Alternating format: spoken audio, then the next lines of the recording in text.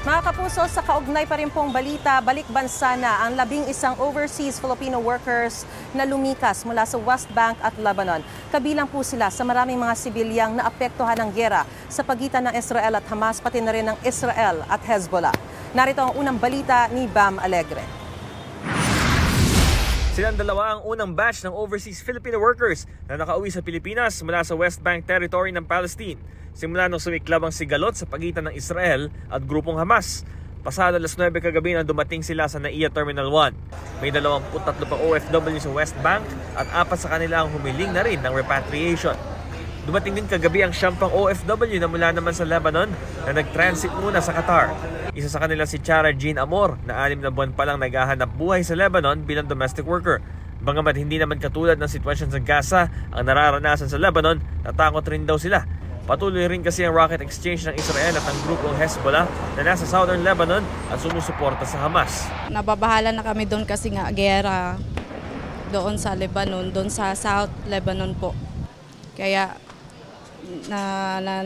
ano po kami na umuwi dahil sa tulong ng gobyerno po. Nasa South lang po yung giyera po, pero syempre kung baka mas grabe pa. Baka mas malala pa po ang mangyayari. Nananatiling hamon ang pagpapauwi sa mga OFW mula sa Lebanon, pero patuloy raw ang pagproseso sa kanila ng pamahalaan. Sa Israel kasi caregivers. Sa Lebanon, karamihan sa kanila mga OFW domestic workers.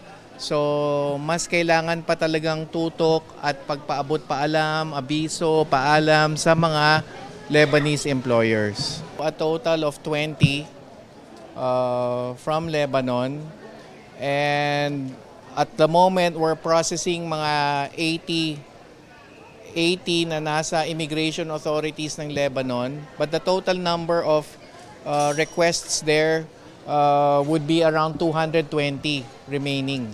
Makakatanggap ang mga OFW ng psychosocial support at medical check-up mula sa Department of Health. Gayon din ng 50,000 pesos mula sa Department of Migrant Workers at OWA at kabuhayan package mula sa TESDA at DSWD. I-evaluate po ng ating regional offices at kung makikita po yung pangangailangan halimbawa po ng medical, educational at iba pa pong pangangailangan nila sa family ay nakahanda po ang DSWD para tugunan ang mga yon. Ito ang unang balita, Bam Alegre para sa GMA Integrated News. Mga kapuso, para una ka sa mga balita, mag-subscribe sa GMA Integrated News sa YouTube. Sa mga kapuso abroad, subaybayan niyo po kami sa GMA Pinoy TV at sa www.gmanews.tv.